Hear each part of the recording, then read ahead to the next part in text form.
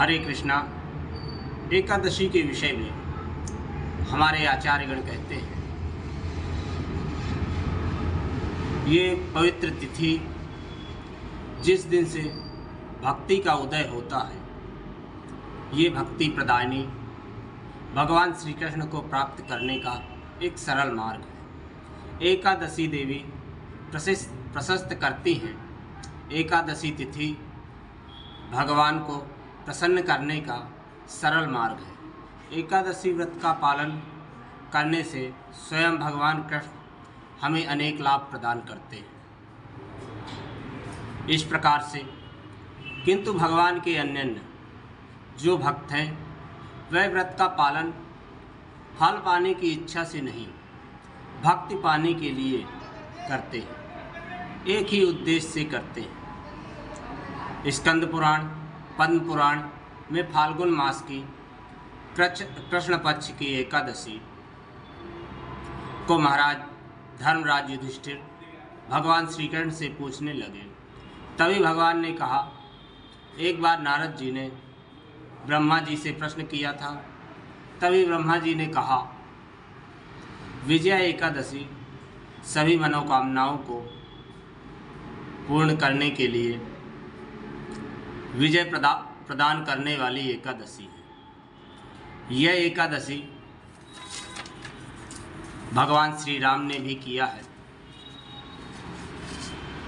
जब वनवास गए भगवान, उसी समय सीताहरण के बाद सुग्रीव से मित्रता हुई। उसके बाद राम सेतु के निर्माण के बाद जब लंका पर चढ़ाई करने के लिए वहाँ पर पहुँचे, तभी भगवान श्री राम ने वहीं पर एक वक्तालव्य मुनि रहते थे। वक्तालव्य मुनि समुद्र तट से आधा योजन दूरी पर रहते थे। उसका नाम है कुमारी द्वीप। उस स्थान पर वक्तालव्य ऋषि रहते थे।